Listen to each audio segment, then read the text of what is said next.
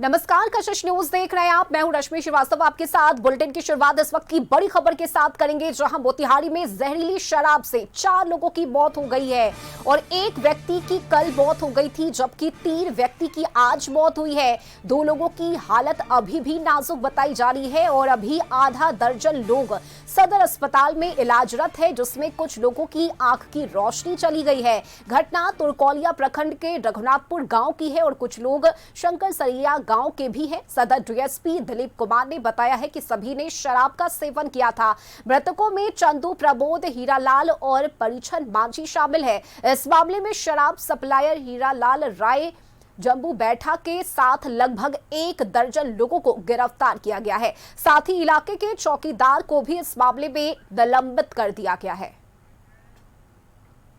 तो 4 लोगों की मृत्यु हो चुकी है। उसमें से कुछ लोगों की पोस्टमार्टम हुई है। एक आध तो पहले वो खुद डिस्पोज कर दिए थे सुबह सुबह, तो उनका पोस्टमार्टम नहीं हो पाया है। बाकी 3 का पोस्टमार्टम हम लोग करवा रहे हैं। एक का पोस्टमार्टम प्रमोद यादव को करके रात में ही परिजन को सौंप दिया गया था। उनकी तरफ से आवेदन भी आया, वो FIR हो चुका है।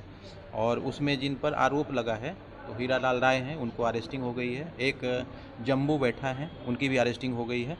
और एक और भी मतलब 12-15 लोगों की अरेस्टिंग अभी तक हुई है। और मोतिहारी से संवाददाता अमित जुड़ चुके हैं ज्यादा जानकारी के साथ।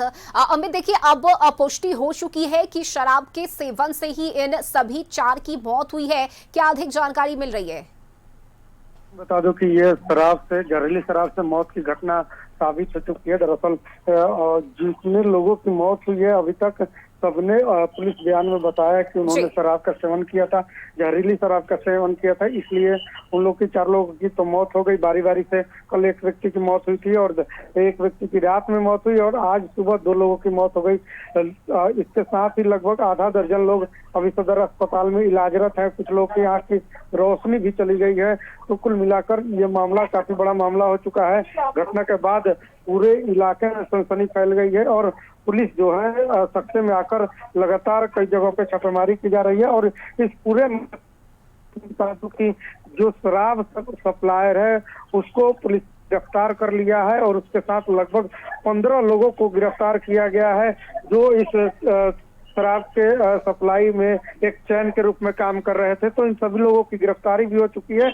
और इसके साथ ही जो मोतिहारी SP स्वर्ण प्रभात ने आगे की कार्रवाई करते हुए तुरकौलिया के एक SHO को भी निलंबित कर दिए हैं। और इसके साथ ही जो उस इलाके का जहां शराब सप्लाई हुई है उस इलाके के चौकीदार को भी गिरफ्तार हिरासत में ले लिया गया है और उसको भी निलंबित कर दिया गया है।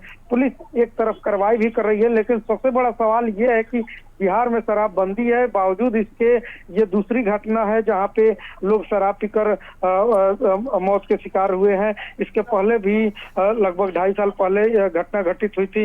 बावजूद इसके उतनी बड़ी घटना के बावजूद पुलिस ने सबक नहीं लिया। और इस बात का भी खुलासा होना बेहद जरूरी है कि शराबबंदी के बीच आखिर शराब की सप्लाई कैसे हो रही थी, कहां से ये शराब आई है, इसकी भी जांच होनी चाहिए। बिल्कुल रश्मि, बता दूं कि जिन लोगों की गिरफ्तारी हुई है, जो सप्लायर हैं, उनसे लगातार पुलिस पूछताछ कर रही है कि और उसका इनपुट आउटपुट निकालने के प्रयास में पुलिस लगी हुई है कि आखिर शराब आया कहां से और सप्लाई कैसे हो रहा।